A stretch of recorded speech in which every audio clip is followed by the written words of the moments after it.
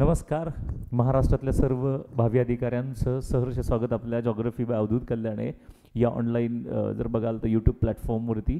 आत्ताच नुकतीच राज्यसेवा पूर्वपरीक्षा 2025 पार पडली आहे. होप सो पेपर सगळ्यांना सोपा आणि चांगला गेला असेल. बऱ्यापैकी साधे सोपे आणि सरळ प्रश्न तुम्हाला राज्यसेवा पूर्वपरीक्षेमध्ये विचारलेले दिसले. विशेषतः भूगोल या विषयाचे, भूगोल आणि पर्यावरण ह्या विषयाचे आपण त्याच्या संभाव्य उत्तरांवरती जाणार आहेत. मोस्टली प्रश्नांची उत्तर अशीच असतील, कारण जास्त काही प्रश्न ट्रिकी नाहीत किंवा काय वगैरे. पहिल्या माझ्याकडं सेट सी आहे.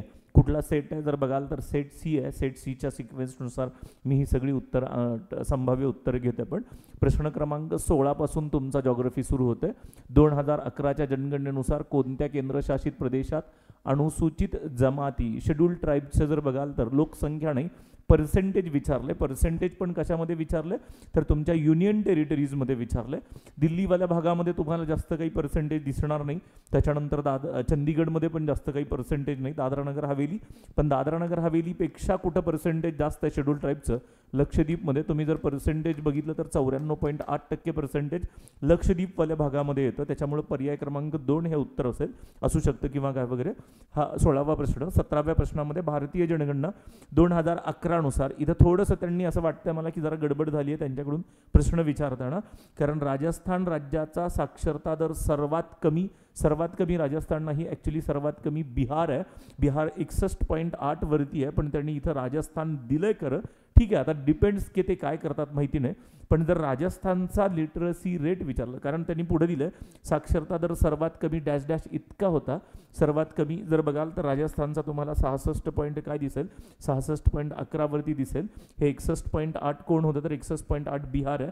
बिहार नाही विचारलं त्यांनी, राजस्थान विचारलं. तर राजस्थानचा काय असेल 66.11% इतका साक्षरता दर कुणाचा राजस्थानचा. पर्याय क्रमांक काय असू शकतं उत्तर, तर पर्याय क्रमांक 3 हे उत्तर असू शकतं. 18व्या प्रश्नाकडे जाऊयात. 18व्या प्रश्नाकडे कोणतं विधान चुकीचं आहे असं विचारलं त्यांनी. विधान कोणतं चुकीचं आहे ह्या गोष्टीवरती आलो मी. थोडंसं आणखी ह्याला चांगल्या पद्धतीने दिसावं म्हणून तुम्हाला झूम करतो. थोडंसं झूमवाल्या मुद्द्यावरती आलो की कोणतं विधान चुकीचं आहे ह्या गोष्टीकडे आलो आपण. तर विधानांकडे आलो तर भारताच्या उत्तरेकडचं टोक लडाखमधील दफ्तार दिसतं तुम्हाला. ॲक्च्युली इंदिरा कोल नावाचं ठिकाण आहे, पण हे लडाखमधलं त्यांनी दफ्तार पण दिलं. ठीक आहे, ह्याला थोडंसं सोडून पुढे आलात. भारताच्या मुख्य भूमीचं दक्षिणेकडचं टोक तामिळनाडूमधलं कन्याकुमारी. हे स्टेटमेंट कंप्लीट बरोबर आहे. इथं थोडीशी गडबड होऊ शकते लोकांकडून. भारताच्या मुख्य भूमीचं जर बघाल तर पूर्वेकडील टोक आसाममध्ये आहे का, तर आसाममध्ये नाही, ते अरुणाचल प्रदेशमध्ये. नाव त्यांनी बरोबर दिलं, किंबिथू म्हणा किंवा काय वगैरे, पण हे विधान मात्र तुम्हाला 100% मानता येईल चुकीचं आहे किंवा काय वगैरे. मग बाकीची विधानं तुम्हाला बरोबर आहे. तर पर्याय क्रमांक कोण बरोबर चुकीचं विधान असू शकतं जर बघाल तर इथं चुकीचं आहे असं विचारलं तर पर्याय क्रमांक 3 हे उत्तर असू शकतं ह्याच्यामध्ये. त्याच्यानंतर कोणतं विधान अचूक नाहीत, योग्य नाहीत, अयोग्य विधान आहेत ह्या गोष्टीवरती आलात. तर विषुववृत्ताच्या उत्तर व दक्षिणेला 30 डिग्री अक्षवृत्तीय प्रदेशात उष्णकटिबंधीय आवर्त निर्माण होतात. येस, तुमची जी काही ट्रॉपिकल सायक्लोन्स आहेत 30 डिग्री नॉर्थ 30 डिग्री साऊथला निर्माण होतात, ही गोष्ट बरोबर आहे. हे स्टेटमेंट थोडंसं कन्फ्यूज करतं जर बघाल तर. उष्णकटिबंधीय आवर्ताचा व्यास 300 ते 1500 डिग्रीचा असू शकतो. 300, 400, 500, 1000, 1100, 1200 बरोबर तर व्यास असू शकतो. इथं गोष्ट जर बघितली तर. पण त्यापेक्षाही अधिक असू शकतो, हे जरा चुकीचं आहे. हा पुढचा पार्ट जर बघाल तर सहसा हे 1500 किलोमीटरपेक्षा ह्याचा व्यास मोठा असत नाही. 1500 पेक्षा व्यास कुणाचा मोठा असू शकतो तर तुमच्या सब ट्रॉपिकल सायक्लोन्स असू शकतो. तर हे स्टेटमेंट चुकीचं असेल. उष्णकटिबंधीय आवर्तात वाऱ्याचा वेग दर जर बघाल तर ताशी 50 ते 60 किलोमीटर त्यापेक्षाही जास्त. यस, 100, 180, 200, 220 किलोमीटरपर्यंत गेल्याची नोंद आहे. हे विधान बरोबर आहे. उष्णकटिबंधीय आवर्त उत्तर गोलार्धात घड्याळाच्या काट्याच्या दिशेने फिरतात नाही, नॉर्थ हेमिस्फिअरमध्ये विचारले आपल्याला. बरोबर, उत्तर गोलार्धात ती कशी फिरतात तर अँटी क्लॉकवाईज सेन्समध्ये फिरतात. हे स्टेटमेंट काय असेल तर हे स्टेटमेंट सुद्धा चुकीचं असेल. म्हणजे तुम्हाला इथं काय विचारलंय, अचूक नाहीत जर बघाल तर योग्य नाहीत चुकीचे आहेत. कोण असेल तर तुमचा ब आणि ड चुकीचे आहेत. पर्याय क्रमांक काय असेल असू शकतो तर पर्याय क्रमांक तुमचा 4 असू शकतो. इथं जर बघाल तर पर्यंत असतो असं जर स्टेटमेंट असतं तर हे बरोबर राहिलं असतं. पण त्यापेक्षाही अधिक असू शकतो तर नाही, त्याच्यापेक्षा जास्त असत नाही सहसा किंवा काय वगैरे. अचूक नाहीत जर बघाल तर कुठली नॉट करेक्ट म्हणजे चुकीची विधानं कुठली आहेत ते ओळखा किंवा काय वगैरे. पर्याय क्रमांक 4 19 मध्ये. 20व्या प्रश्नावरती आलो तर आयोगाची पुन्हा आवडती नदी आयोगाने विचारली आहे. सिंधू नदी, सिंधू नदीमध्ये तुमची कोसी येत नाही, सिंधू नदीमध्ये तुमची सोन नदी येत नाही किंवा काय वगैरे. सतलज, बियास, रावी, चिनाब ह्या दक्षिण बाजूच्या, तर काबूल, कुर्रम, स्वात, झेलम तुम्हाला उत्तर जर बघाल तर ह्या दोन्ही कोणाच्या उपनद्या तुम्हाला तर सिंधू नदीच्या उपनद्यांमध्ये दिसतील. क आणि ड असणारा पर्याय जर बघाल तर क आणि ड असणारा पर्याय तुम्हाला इथे दिसतो पर्याय क्रमांक 2 मध्ये. कोण असेल तर क आणि ड ह्या सिंधू नदीच्या उपनद्यांचा गट आहे, ही गोष्ट ओळखा. पुन्हा आयोगाने तुमच्या लोकसंख्येवरती यावेळेस लोकसंख्या चांगल्या पद्धतीने फोकस झाला आहे. आपण दरवर्षी किंवा दर बॅचमध्ये आपण सांगतो की लोकसंख्या नीट बघा. केरळ विचारलं लिंग गुणोत्तराच्या बाबतीत, 2001ला पण केरळ, 2011ला पण केरळ, म्हणून आकडेवारी लक्षात ठेवा केरळची, हे मी सातत्याने सांगत असतो. सर्वात जास्त लिंग गुणोत्तर कुठं असेल तर तुमचं 1084, म्हणजे 3 नंबरवाली गोष्ट. 3 नंबर कुठे दिसतंय तुम्हाला तर 3 नंबर असणारा पर्याय तुम्हाला एकाच ठिकाणी दिसतोय. कोण असेल तर केरळ, केरळ नंतर तामिळनाडू 996, 3 नंतर 1 असायला पाहिजे. पुद्दुचेरी 1000 पेक्षा जास्त 1037, मग 2 नंबरचा पर्याय आंध्र प्रदेश 993 दिसेल तुम्हाला 4 नंबरवरती. कोण असेल तर पर्याय क्रमांक 4 ह्याचं उत्तर असेल. जर राज्य आणि त्यांच्या जर लिंग गुणोत्तराची आकडेवारी घेतली आपण तर पर्याय क्रमांक 4 हे उत्तर असायला पाहिजे. 22व्या प्रश्नाकडे जाऊया. भारतीय द्वीपकल्पाच्या सीमेवरील बंगालचा उपसागर आणि अरबी समुद्रात खालीलपैकी कोणत्या कारणामुळे वादळांची निर्मिती होते? साधारणतः जर बघाल तर स्टॉर्म्स निर्माण होतात किंवा काय वगैरे, वादळं म्हणा, चक्रीवादळाचा जर भाग बघितला तर थोडंसं लो प्रेशर सेंटरशी निगडीत असणारी ही गोष्ट आहे. लो प्रेशर सेंटर कधी निर्माण होईल तुमच्याकडं? जर तुमचं टेम्परेचर हाय असेल तर तुम्हाला लो प्रेशर सेंटर्स निर्माण व्हायला सुरुवात होतील. तापमान कमी, तर तापमान कमी झाल्यामुळं नाही, तापमान वाढून हवेचा दाब कमी झाल्यामुळं, तापमान वाढल्यामुळं जर बघाल तर लो प्रेशर सेंटर्स निर्माण व्हायला सुरुवात होतात. त्याच्यामुळे तुमची वादळांची जर बघाल तर किंवा स्टॉर्म्सची निर्मिती व्हायला सुरुवात होते. तर पर्याय क्रमांक 2 कडे जाऊयात. पर्याय क्रमांक 2 ह्याचं उत्तर असायला पाहिजे.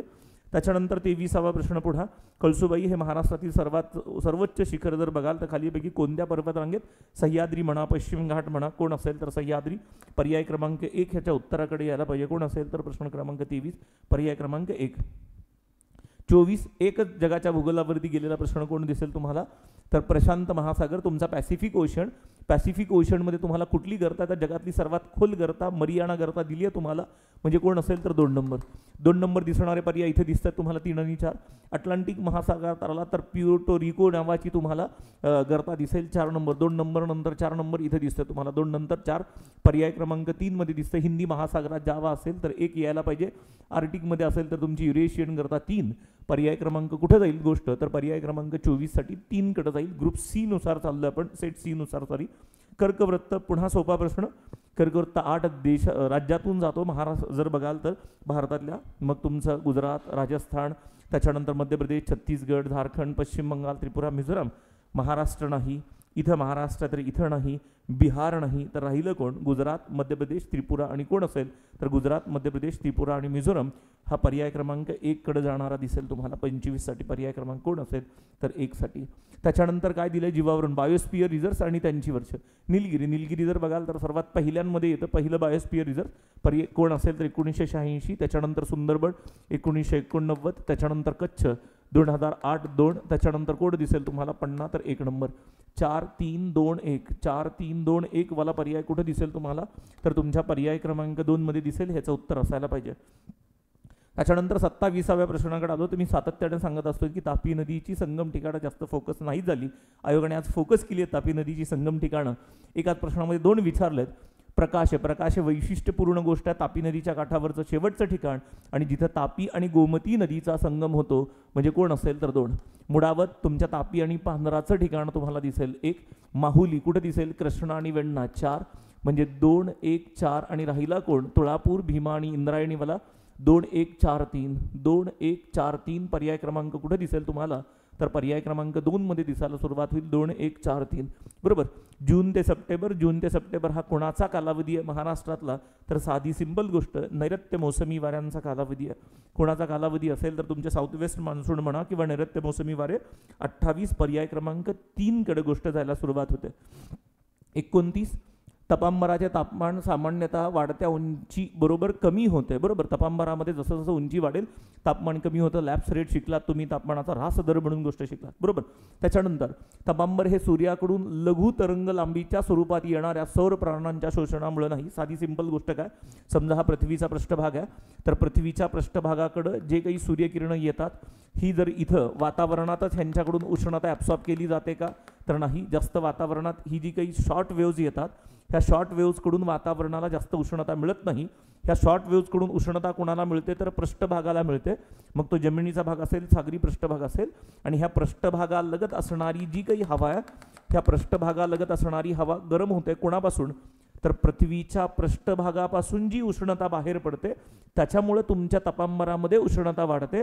वातावरणात डायरेक्ट उष्णता ॲब्सॉर्ब केली जात नाही. पृथ्वीच्या पृष्ठभागापासून जी उष्णता बाहेर पडणार आहे त्याच्यामुळे तुमच्या तापांबरातली हवा गरम होते. पण आता पृथ्वीच्या पृष्ठभागापासून जर हवा गरम होणार असेल तर इथली हवा जास्त गरम असेल, आणि जसं जसं उंचीवरती जाऊ तसं तसं तापमान काय होत जाईल, कमी होत जाईल. हीच गोष्ट त्यांनी सांगितल्या. The troposphere is heated not by absorption of incoming short wave solar radiation but by transfer of heat from the earth surface. हीच गोष्ट जर बघाल तर दोन्ही स्टेटमेंट काय, दोन्ही स्टेटमेंट बरोबर आहेत. आणि पृथ्वीच्या पृष्ठभागापासून उष्णता बाहेर पडते त्याच्यामुळेच तुमच्या तापमानामध्ये तापमान वाढतं जर बघाल तर सुरुवातीला. पण नंतर नंतर जसं जसं उंचीवरती जाल तापमानामध्ये तापमान काय होत जातं, कमी होत जातं. कारण तुम्ही पृथ्वीच्या पृष्ठभागापासून कुठं चाललात, दूर चाललात, म्हणून उंचीवरती तापमानात तापमान कमी होतं. दोन्ही स्टेटमेंट बरोबर आहेत. आणि दुसरं विधान पहिल्या विधानाचं योग्य स्पष्टीकरण आहे. पर्याय क्रमांक कोण जाईल, तर पर्याय क्रमांक 1 कडे ह्याचं उत्तर जायला पाहिजे. दुसरी गोष्ट, कोणता खडकांचा प्रकार हा रासायनिक प्रक्रियेद्वारे निर्मित जलजन्य खडक आहे जर बघाल तर ह्याच्यामध्ये सिंपल एक गोष्ट कोण जाते, तर ग्रॅनाइट. ग्रॅनाइट हा काही जलजन्य प्रकार नाही. ग्रॅनाइट कोण आहे, तर ग्रॅनाइट तुमच्या अग्निजन्य खडकाचा भाग आहे.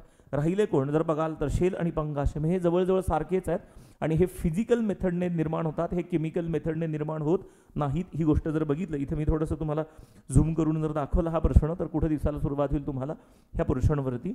इथं हे जर बघितलं तुम्ही तर ह्या भागामध्ये तुम्हाला काय दिसेल, हे दोन्ही गाळाचे खडक आहेत, पण हे फिजिकल प्रोसेसमुळे फॉर्म होतात, हे केमिकल प्रोसेसमध्ये फॉर्म होत नाहीत.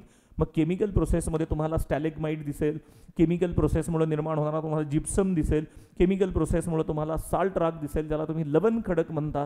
ही सगळी रासायनिक प्रक्रियेने निर्माण होणारी तुमची गाळाची खडक आहेत. म्हणून पर्याय क्रमांक कुठे जाईल, तर पर्याय क्रमांक 1 कडे जाईल 30 साठी.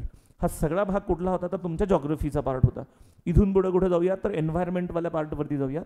एन्व्हायरमेंटमध्ये त्यांनी विचारलं जर बघाल तर काय दिलंय, तर धोकादायक कचरा व्यवस्थापन, हाताळणी आणि सीमापार वाहतूक नियम 2008 नुसार डॅश डॅश हे धोकादायक कचऱ्याच्या सीमापार वाहतुकीशी संबंधित आणि भारताच्या कोणत्याही भागातून धोकादायक कचऱ्याच्या वाहतुकीसाठी परवानगी देणारी नोडल मंत्रालय आहे.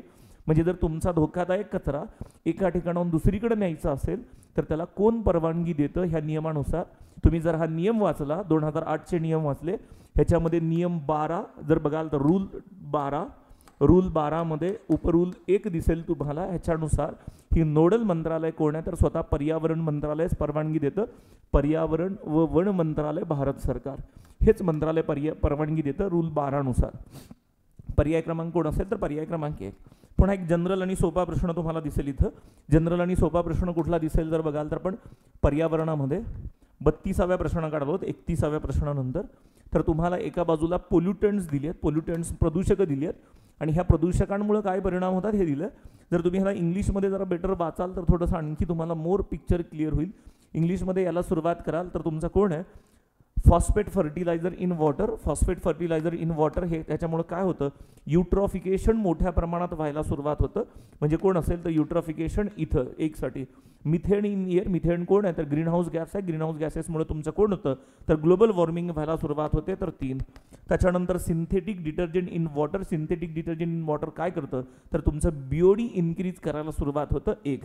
4, 3, 1. आणि त्याच्यानंतर नायट्रोजन ऑक्साईड. नायट्रोजन ऑक्साईड कशासाठी तर तुमच्या ॲसिड रेनसाठी कारणीभूत आहे. Carbon monoxide, nitrogen oxide, acid rain 2 साठी, बरोबर. म्हणजे 4, 3, 1, 2. 4, 3, 1, 2 तुम्हाला पर्याय क्रमांक 2 मध्ये दिसेल. 4, 3, 1, 2 कोण दिसेल तर तुम्हाला 32 साठी पर्याय क्रमांक 2 हे उत्तर दिसायला सुरुवात होईल. ही गोष्ट हे उत्तर असायला पाहिजे ह्या भागात. त्याच्यानंतर भारतात सरपटणारे प्राणी आणि उभयचर, नीट बघा, सरपटणारे प्राणी आणि उभयचर या प्राण्यांमध्ये अत्यंत धोकादायक म्हणजे कोण असेल तर क्रिटिकली एंडेंजर्ड असलेली प्रजाती म्हणून खालीलपैकी कोणता प्राणी घोषित केलेला नाही, ही गोष्ट नीट वाचा, शेवटपर्यंत प्रश्न वाचा. बरीच लोक कदाचित इथं फसले असण्याची शक्यता आहे. नाही असं विचारलंय, which of the following is not critically endangered animal in the, कोण असेल तर तुमच्या जर बघाल तर उभयचर आणि सरपटणाऱ्या प्राण्यांमध्ये तुमचा घरियाल क्रिटिकली इंजर्ड आहे, त्याच्यानंतर बेंगॉल फ्लोरिकन जर बघाल फ्लोरिकन तुम्हाला क्रिटिकली इंजर्ड दिसेल आणि हा सुद्धा क्रिटिकली इंजर्ड दिसेल. फोर टोड रिव्हर टेरापिन ज्याला म्हणता तुम्ही. लेदर बॅक टर्टल्स जर बघाल तर कासव, लेदर बॅक कासव जी आहेत ना ही मात्र वल्नरेबल कॅटेगरीमध्ये आहेत आपल्या, ही क्रिटिकल एंडेंजर्डमध्ये नाहीत. त्याच्यामुळं ही वल्नरेबल असल्यामुळं ही क्रिटिकली एंडेंजर्डवाल्या कॅटेगरीमध्ये येत नाहीत. पर्याय क्रमांक कोण असेल तर पर्याय क्रमांक 4 ह्याचं उत्तर असायला पाहिजे. त्याच्यानंतर जर बघाल तर 34व्या शास्त्रज्ञांनी जैवविविधतेला धोका निर्माण करणाऱ्या घटकाबाबत कोणता संक्षिप्त शब्दप्रयोग केला तर हिप्पोज. जर बघाल तर habitat, H for habitat loss, जर बघाल तर आय फॉर इन्व्हेजन, त्याच्यानंतर पी फॉर पॉप्युलेशन, त्याच्यानंतर पी फॉर पोल्युशन, त्याच्यानंतर जर बघाल तर ओव्हर एक्सप्लॉयटेशन ऑफ रिसोर्सेस. ह्या सगळ्या गोष्टींसाठी जर बघाल तर हिप्पो असा शब्द निर्माण केला आणि ही जिथं जिथं कुठं बायोडायव्हर्सिटीला धोका निर्माण होतो त्याच्यासाठी ही शॉर्ट टर्म निर्माण केली आहे हिप्पो. पर्याय क्रमांक कोण असेल तर 4 मध्ये. त्याच्यानंतर 35 एन्व्हायरमेंटमध्ये घ्या. 35वा प्रश्न खालीलपैकी एक जर बघाल तर नवीकरण ऊर्जा संसाधन आहे, नव्याने निर्माण करता येतो. दगडी कोळसा नाही, खनिज तेल नाही, नैसर्गिक वायू नाही, तुमची जिओथर्मल एनर्जी मात्र तुम्हाला नव्याने निर्माण करता येऊ शकते. ही रिन्युएबल एनर्जीमध्ये याला सुरुवात होते. कोण असेल तर तुमच्या रिन्युएबल एनर्जीचं एक्झाम्पल आहे कोण असेल तर भूऔष्णिक ऊर्जा. पर्याय क्रमांक 4. हे सगळे कोण आहेत तर पर्याय क्रमांक 4 पर्यंत तुमच्या एन्व्हायरमेंटचे आणि जॉग्रफीचे असणारे प्रश्न आहेत. जर बघाल तर हा भाग तुम्हाला कुठे दिसेल तर तुमच्या भूगोल आणि पर्यावरणाच्या संभाव्य उत्तरांमध्ये दिसेल. ह्याच्यामध्ये चेंज होण्याची शक्यता खूप कमी असेल ऑलमोस्ट, कारण प्रश्न खूप स्ट्रेट फॉरवर्ड आहेत, सरळ सरळ. ठीक आहे, ह्या भागापुरतं ह्या संभाव्य उत्तरांच्या प्रश्नांपुरतं इथंच थांबूयात. जय हिंद, जय महाराष्ट्र.